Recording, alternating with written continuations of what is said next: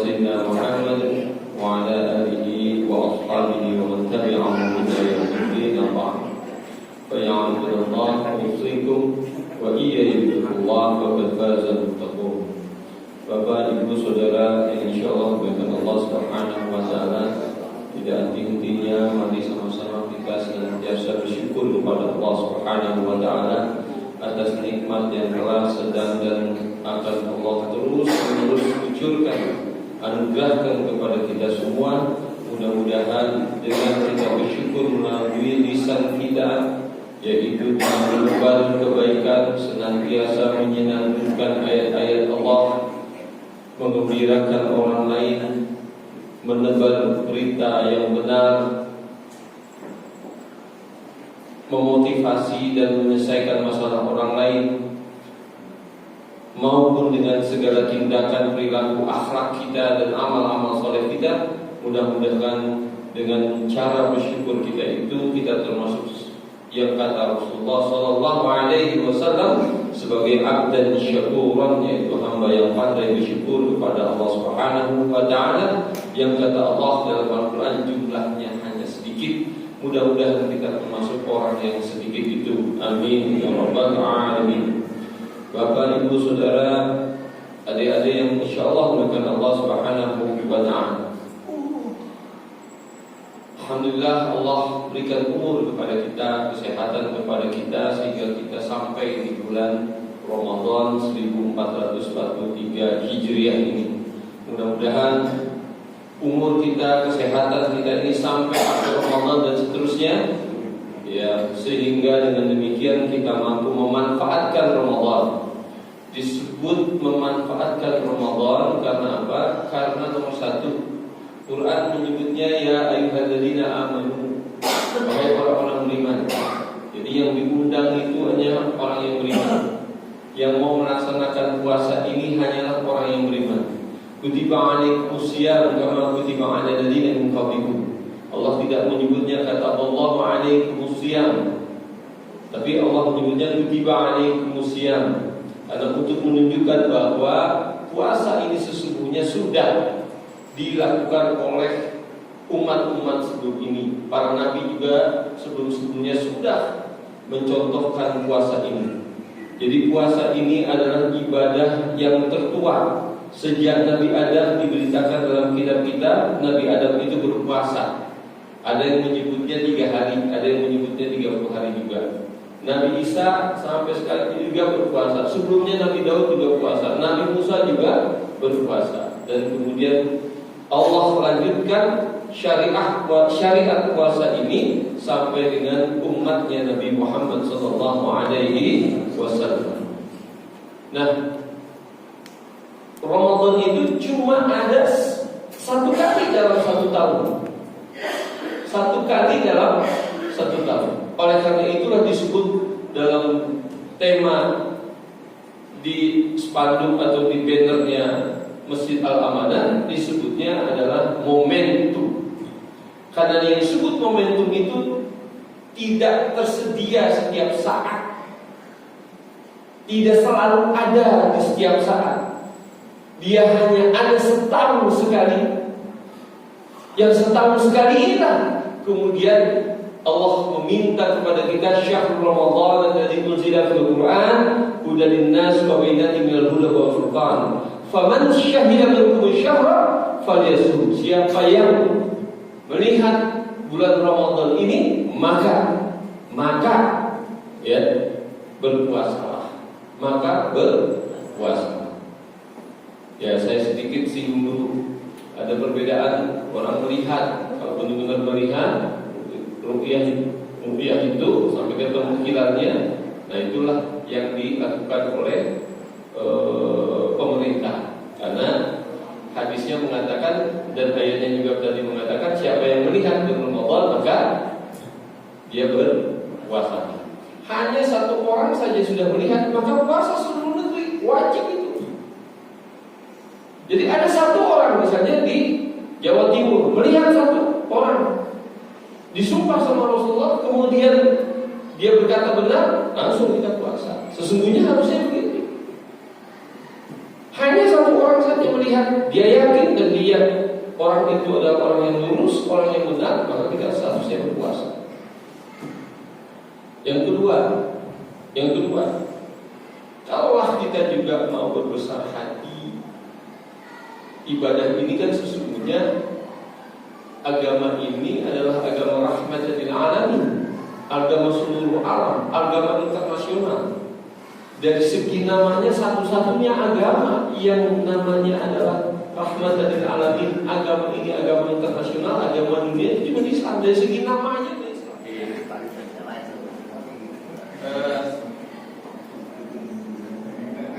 Jadi ini agama yang agama dunia, ya satu-satunya yang dari segi namanya saja dan menebar salam, menebar kebaikan, menebar kesejahteraan kepada seluruh umat manusia.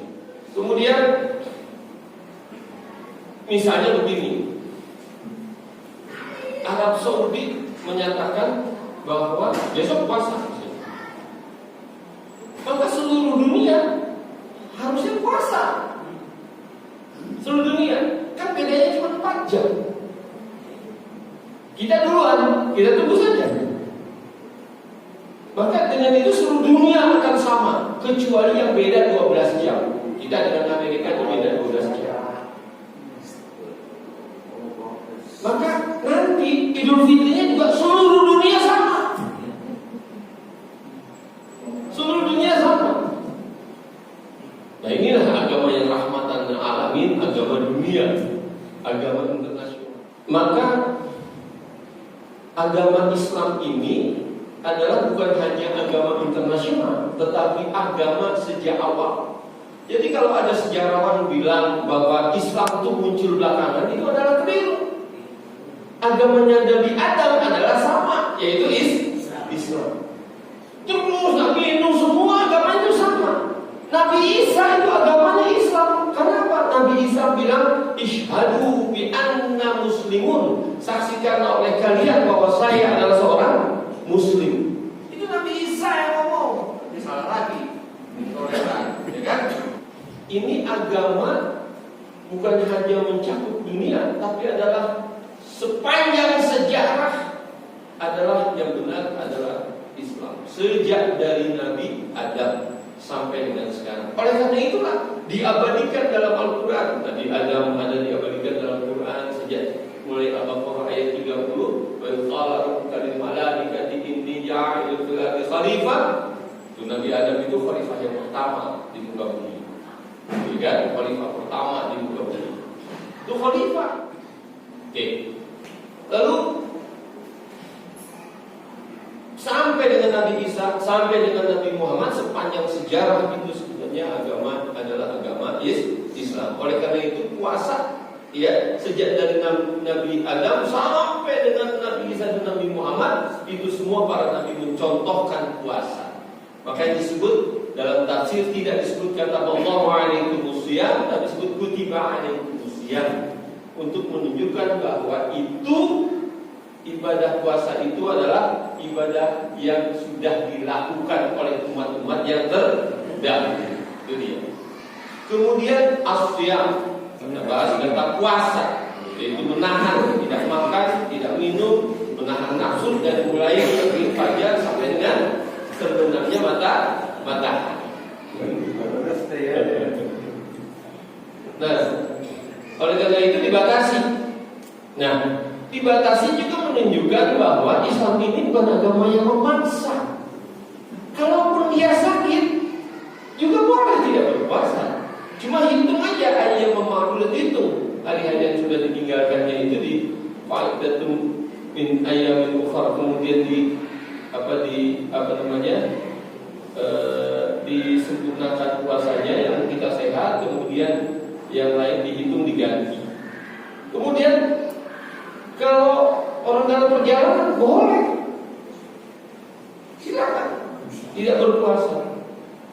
Tapi ingat, kalau orang tua kan masa dia harus dipaksa puasa, makanya diminta bayar fidyah.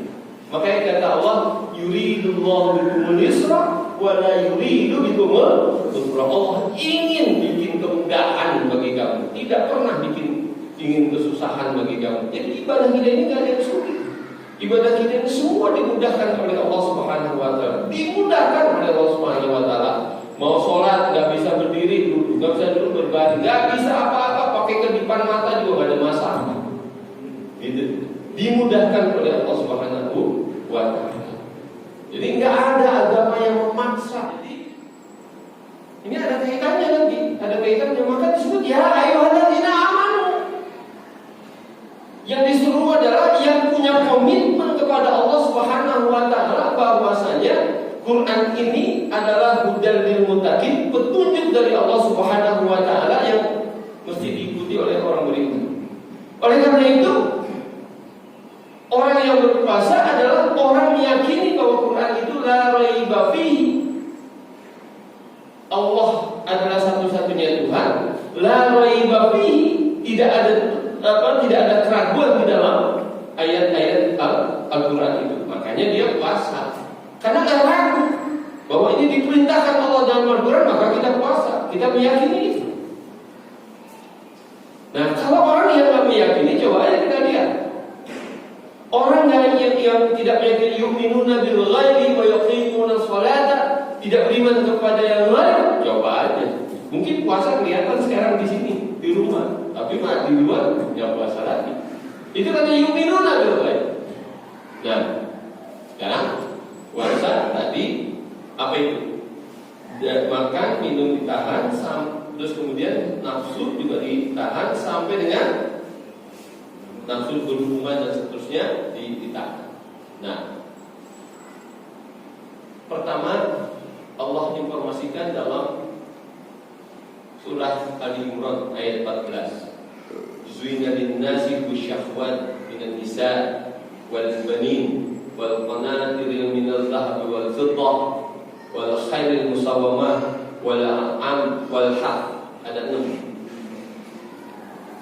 6 yang dijadikan indah dalam pandangan manusia.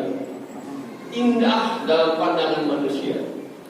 Nomor 1 adalah syahwat minan nisa. Ya, syahwat kepada lawan jenis.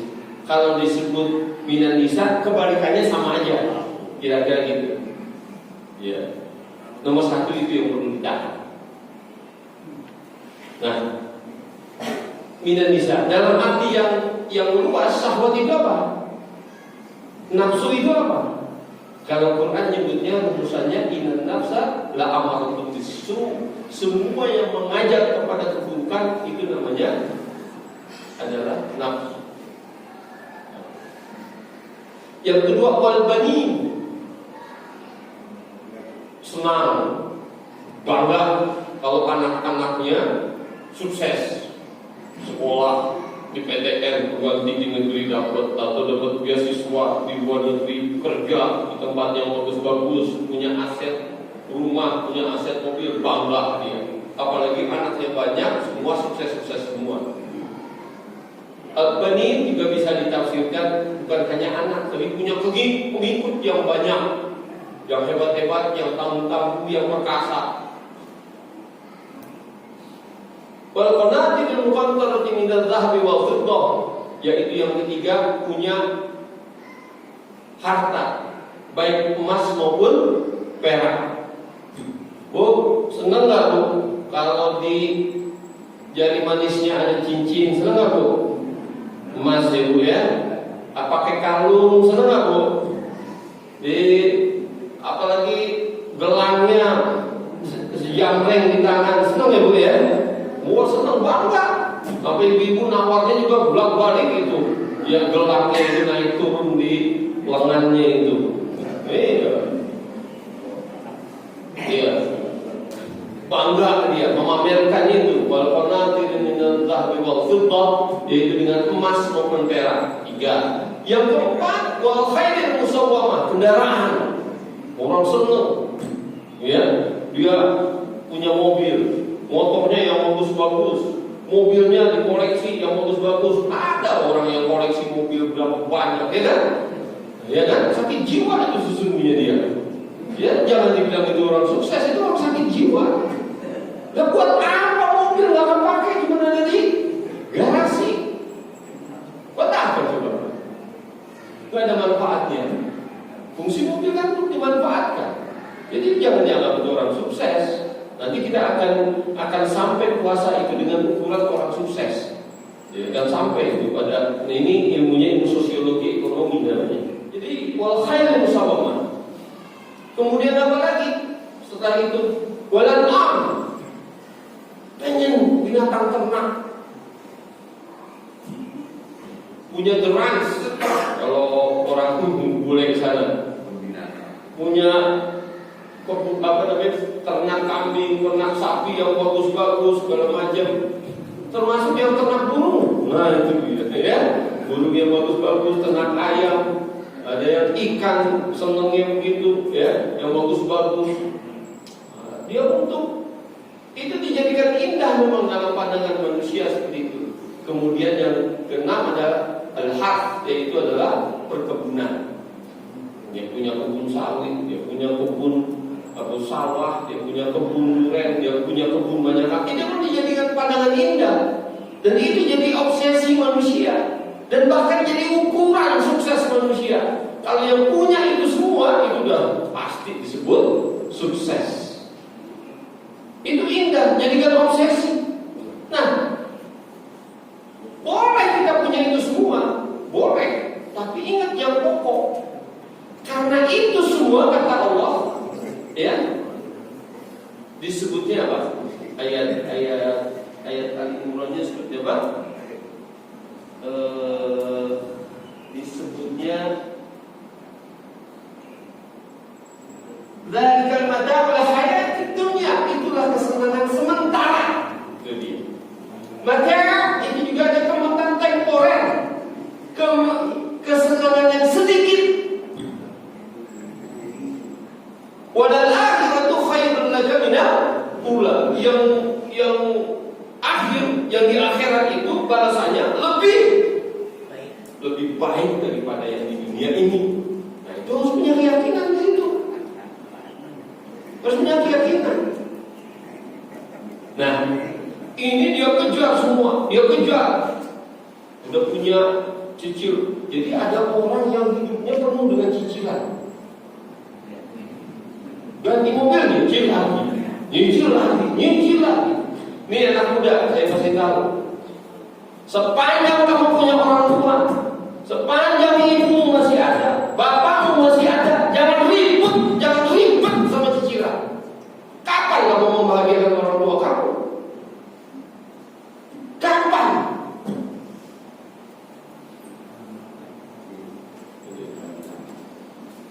Alasan nggak ngasih karena ada cicilan, pasti ribut cicilan. Kapan kita membahagiakan orang tua? Yang kedua, anak muda, sebelum terlanjur lebih jauh, buat orang tuamu bahagia di masa tua.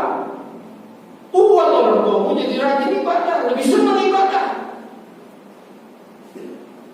Jangan sibuk ngurusin cucunya. Bikin sejak dari awal bagaimana orang tua itu senang. Jangan makin capek. Udah kita diurus sama dia sejak kecil, Dia diminta lagi sama kita ngurus anak kita, cucu kita. Buat dia bahagia, buat dia senang. Makanya anak muda jangan cengeng, gagah. Gagah, harus gagah. Apalagi laki-laki harus gagah. Nomor satu, nggak punya, ya udah jangan pinjam semua orang lain. Nggak punya, ya jangan dibeli-beliin utang. Jangan punya, hidup aja apa adanya.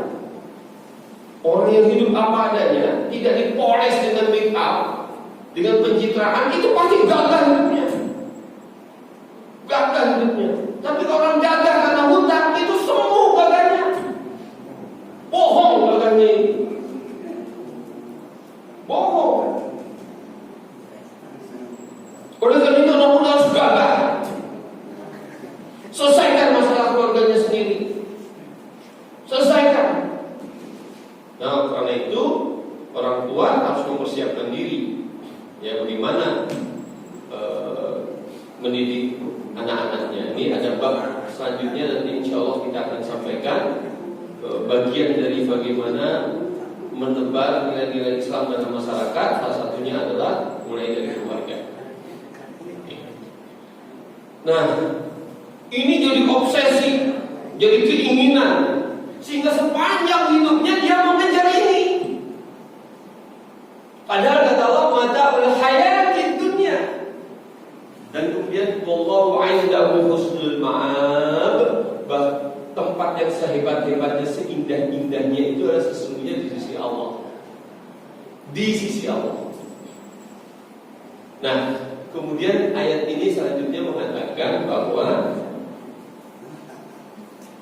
orang-orang yang mendapatkan husnul ma'ab, ya, yang disebut dengan husnul ma'ab, ya, yaitu dapat tempat di sisi Allah seindah-indahnya, itu adalah disebut oleh Allah as-sabirina, yang kedua was-sadiqina, yang ketiga wal-qanitina, yang keempat wal-munfiqina, yang kelima wal-mustaghfirina.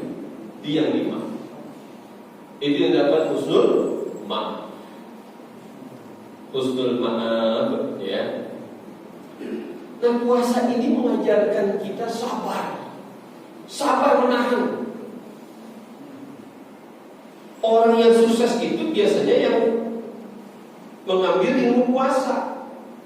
Waktu dia kuliah, dia sabar, tidak ganti baju baru, sabar, tidak ngikutin model, sabar, tidak ngikutin teman-temannya kesana kemari. Yang penting bisa kuliah sampai selesai, yang penting bisa beli buku, yang penting bisa bayaran kuliah. Itu dia namanya sabar. Kalau bahasa orang dulu namanya tirakatan. Orang yang sabar itu, orang yang puasa itu, ya, maka dia akan sukses. Yang jadi masalah adalah orang yang tak sabar, pengen kaya mendadak. Makanya bisnisnya narkoba, pengen kaya mendadak. Yang korupsi, pengen kaya mendadak. Saya kasih tahu sama Bapak Ibu, yang korupsi, yang ambil hak orang lain, ya kan? Kemudian hidupnya senang. Itu kata Rasulullah SAW. Apa katanya? Itu rezeki dia nanti di masa tua. Udah diambil sama dia sekarang. Nanti begitu tua makanya stroke, anaknya bandel, nggak pada sholat, punya warisan jadi rebutan. Udah begitu anaknya narkoba. Nah, itu dia. Akhirnya di masa tua dia udah nggak punya rezekinya lagi untuk hidup senang. Nggak punya.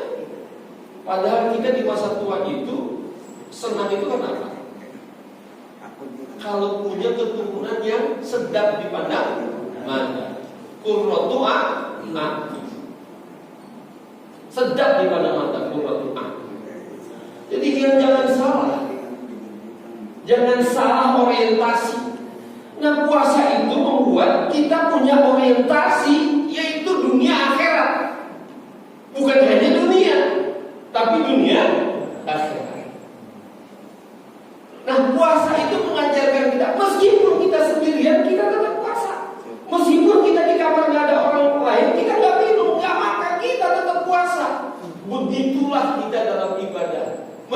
sendirian, tetap kita ibadah. Karena kita hanya yakin Allah yang menilai kita, bukan orang lain. Bukan orang lain. Dalam hal ini saya pakai rumusnya Agim aja. Jangan ngikutin orang lain, jangan ngikutin kata orang banyak. Kata Agim, memangnya kalau orang mengatakan yang tidak baik tentang kita akan menurunkan derajat kita di hadapan Allah? Tidak, kata dia. Memangnya kalau orang mengatakan yang baik-baik tentang kita akan meningkatkan derajat kita di hadapan Allah? Tidak, kata dia. Gak usah ngikutin orang lain, apalagi orang lain gak pakai ilmu, punya pendirian. Al-haq min rabbik fala takunanna minal mumtarin. Yang hak itu datangnya dari Allah, meskipun seluruh orang banyak ini mengatakan itu salah, tapi kita yakin ini dari Allah. Jangan terus. Ini warnanya hitam, saya bilang ini hitam, tapi bapak-bapak bilang ini warnanya putih. Kira-kira yang gila siapa? Kalau pakai ukuran itu, saya yang gila, karena saya sendirian yang bilang ini hitam. Saya sendirian yang bilang hitam, kan itu ada ceritanya. Jadi si Bago mau jual sapi ke pasar, ketemu orang di tengah jalan. Gong, lu mau jual kambing? Mau apa? Sapi, kambing ini dibawa mau ke pasar. Mau dijual? Iya. Berapa kambing lu mau jual? Dia kan mikir, ini kan sapi yang dia bawa, tapi dia bilang kambing. Ini sapi. Marah dia kan? Ini sapi. Kenapa lu bilang kambing? Nah itu mata lu yang udah burem. Ini kambing. Nah, dia mulai mikir-mikir. Ketemu orang yang kedua di tengah jalan. Mau ke pasar, mau jual kambing. Nah, gimana kan ditanya itu kan? Dia mulai ragu nih. Ini kambing apa? Sapi. Ini kambing apa sapi? Dia mulai ragu.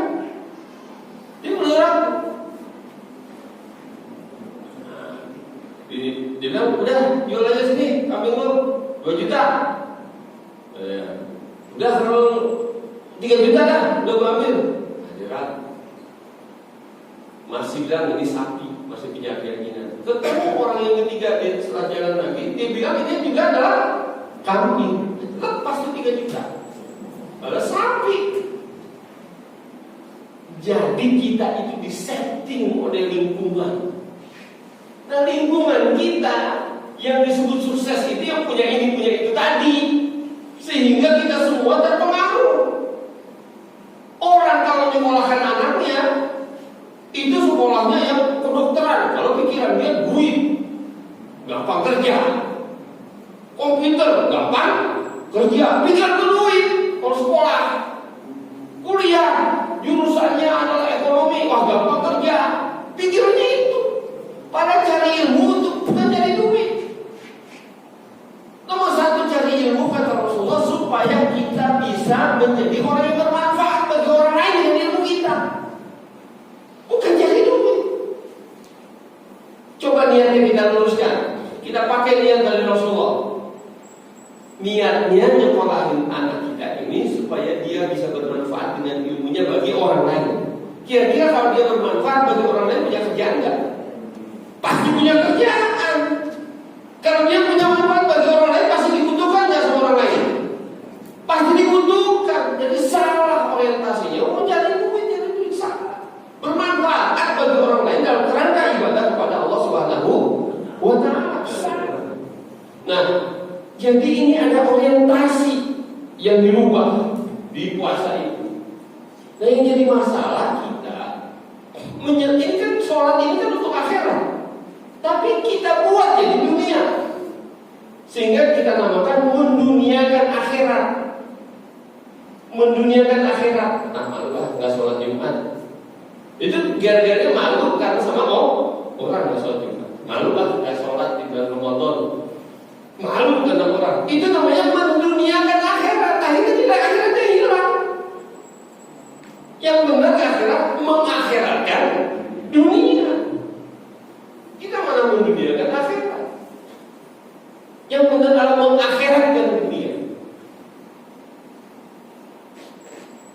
Nah, ini orientasi atau cara pandang dalam kehidupan ini yang ingin diluruskan oleh Allah Subhanahu wa taala melalui ibadah puasa ini. 1 tahun kamu sibuk, tapi selama sebulan ini kamu orientasi full kepada Allah Subhanahu wa taala puasa. Dicas lagi, dinetralisir lagi. Jangan sampai kamu 14 tahun itu habis semuanya untuk yang tadi obsesi tadi, untuk sekolah anak, untuk apa tadi, menimbun harta, kemudian panen kawin lagi. Jadi ada orang begitu. Ini orientasinya harus dirubah. Nah, apalagi sekarang bapak-bapak, ibu-ibu yang sudah kita punya usia sama-sama, usia kita ini, kemudian saya udah lebih dari 50, ya, itu udah ditengok-tengok malaikat maut, ya kan, udah ngeri ini. Maka jangan sampai laula akhartani ila ajalin qarib, kemudian kita mohon-mohon begitu mau dicabut nyawa kita, ya Allah tunda sebentar aja. Fa asaddaqu wa akum minas shalihin, saya mau sedekahkan di semua harta saya. Jangan. Ini di masjid ini sudah ada 3 kotak amal. Ada kotak wakaf, ada kotak infak, ada kotak untuk operasional masjid. Dan ibu-ibu, bapak-bapak, saudara-saudara, silahkan. Untuk kotak infak berarti nanti kita bagi untuk manfaat. Jadi sejak ini kita lihat ya, semenjak DKM yang baru ini bersama RW yang baru ini mengurus semuanya, ini masjid ini di orientasinya adalah menebar manfaat bagi orang banyak. Jadi konsep kita bukan cost center. Kalau cost center mau duit datang ke masjid terus habis di masjid untuk ini untuk itu, tapi kurang ke masyarakatnya. Tapi kalau kita nyebutnya benefit center, datang duit di sini di masjid, kalau bisa nanti diolah lagi ke kegiatan ekonomi, kalau tidak berarti juga mana yang masyarakat butuhkan sebar lagi. Oleh karena itu jimpitan yang dikirim ke masjid itu di kerjasama dengan PKK itu dengan RW 08 itu yang dari RT itu disebar lagi untuk siapa? Yaitu masyarakat nomor 1 yang nggak dapat bansos pada saat COVID itu. Yang kedua yang nggak dapat PKK, yang dapat KKS, yang dapat bantuan apapun, itu dia disebar, dibagi lagi kepada masyarakat. Kalau ada bansos berarti kita juga harus bagi lagi begitu. Begitu ada bansos kita harus imbangkan supaya dia kok saya nggak diperhatikan, yang lain dapat kok saya enggak. Cuman yang jadi masalah bagi saya adalah dia udah dapat PKH setiap bulan dapat, yang ini nggak pernah dapat apapun juga. Ini yang dapat PKH atau dapat KKS dan datang lagi ke rumah saya ke rumah RW. Kok saya nggak dapat itu? Katanya, udah dapat dari kemarin, nggak bisa bersyukur menurut saya. Allahu Akbar. Yang itu dapat dia masih juga pengen juga. Ada lagi nyalahin RW. Kalau kami dibagi semua bergantian, yang miskin hari bulan ini, nanti kalau ada pembagian lagi, yang miskin nggak dapat, kemudian yang kaya. La ilaha illallah Muhammad Rasulullah. Logika dari mana? Zakat itu hanya untuk orang yang perlu. Betul nggak? Ada bantuan, makanya ada kartu miskin segala macam. Itu untuk yang miskin, bukan untuk yang punya.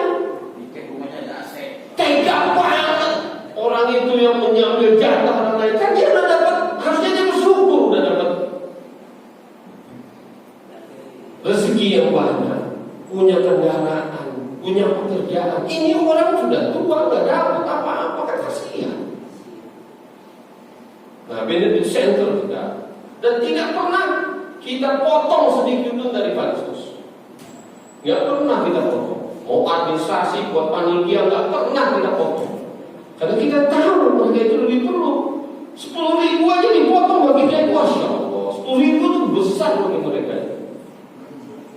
Tidak pernah. Oleh karena itu, bapak ibu yang ada di masyarakat, di RT ya masing-masing, tolong ini jimpitan ini adalah diteruskan. Ya, yang dari kotak-kotak atau dari kalengnya tabungan itu kan diteruskan. Karena apa disebut? Yang pertama was-sabirina, yang kedua was-sadiqina, wal-qanitina, wal-munfiqina. Orang yang dapat tadi, yang dapat husnul ma'ab, ya, di sisi Allah, ya, wa indallahu husnul ma'ab, di sisi Allah itu ada tempat sebaik-baiknya tempat kembali.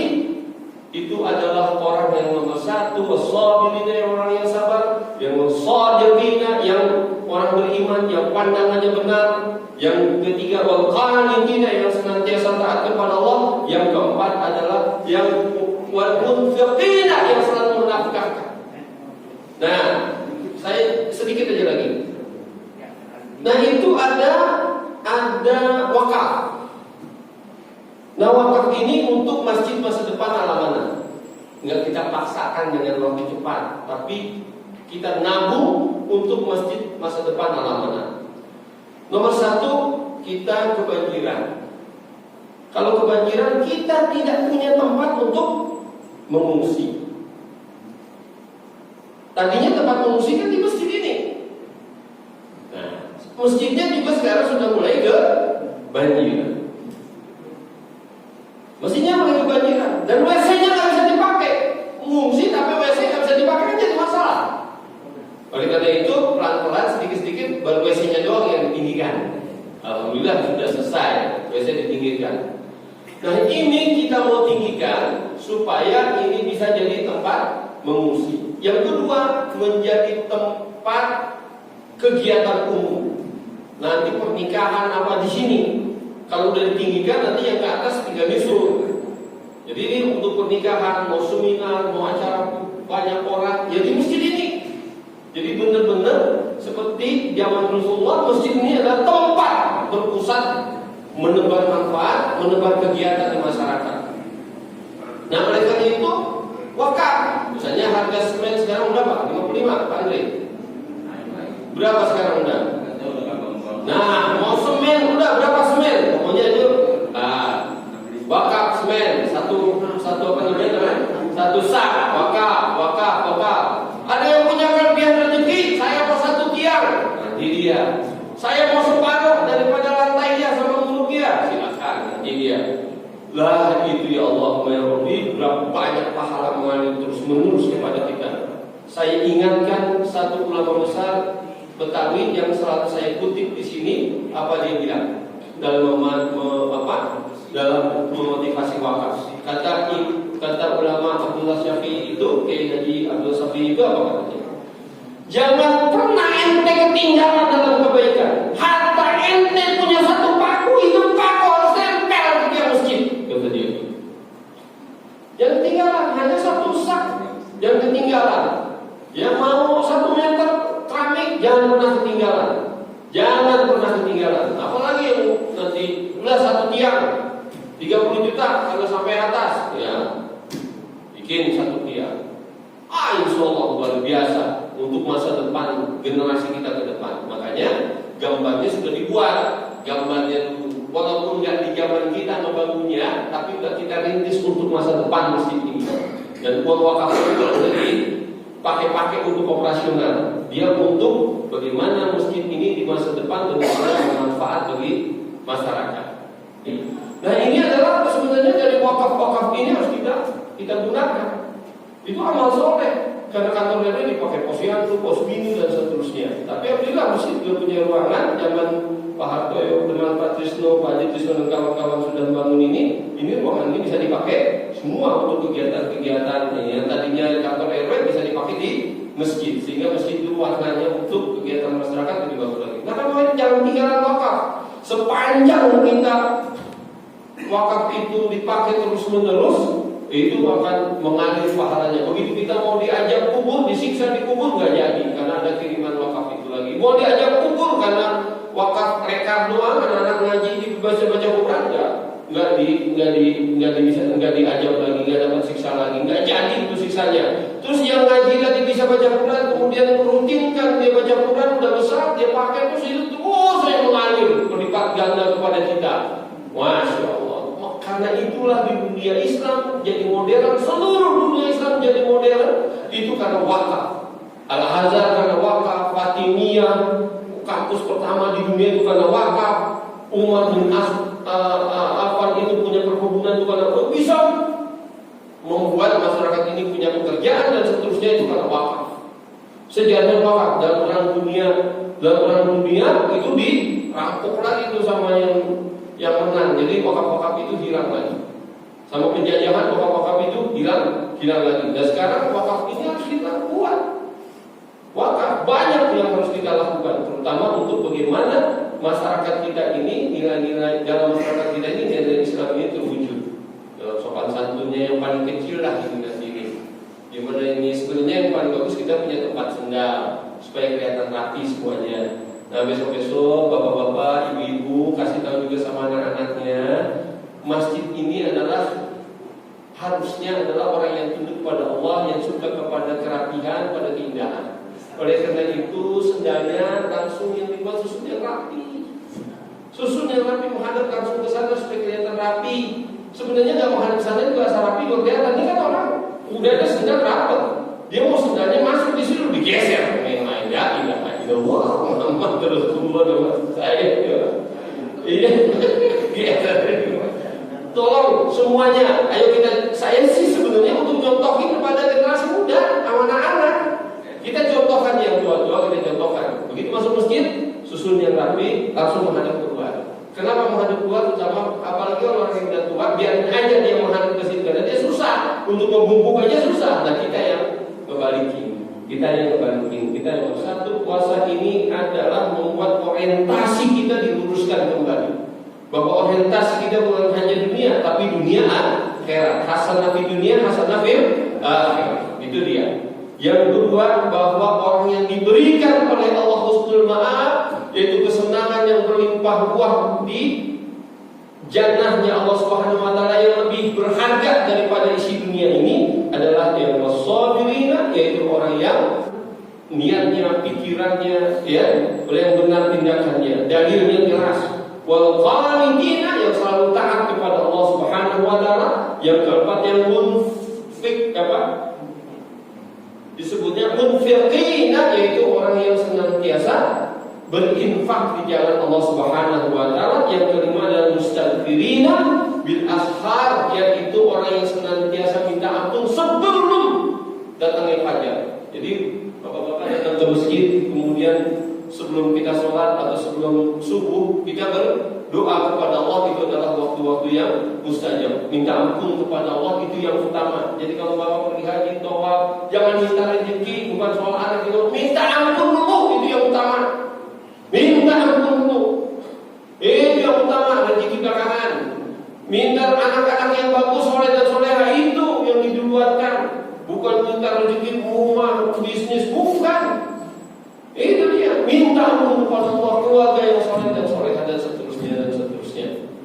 Nah, mudah-mudahan kita dengan puasa ini dirawat oleh Allah Subhanahu wa taala, ya, dengan upaya-upaya kita sepanjang bulan Ramadan ini, yaitu menjaga sholat, kemudian berinfak, kemudian melaksanakan yang sunnah-sunnah, kemudian kita gemar berbuat baik, membaca Quran, zikir, maka insya Allah akan memberikan yang namanya husnul ma'ab, yaitu sebaik-baiknya tempat kembali di sisi Allah Subhanahu wa taala. Kalau disebut tempat sebaik-baiknya tempat kembali di sisi Allah, itu artinya yang hakikat. Insya Allah hasanah fi dunia, hasanah fil akhirat. Lebih kurang mohon maaf atas perhatiannya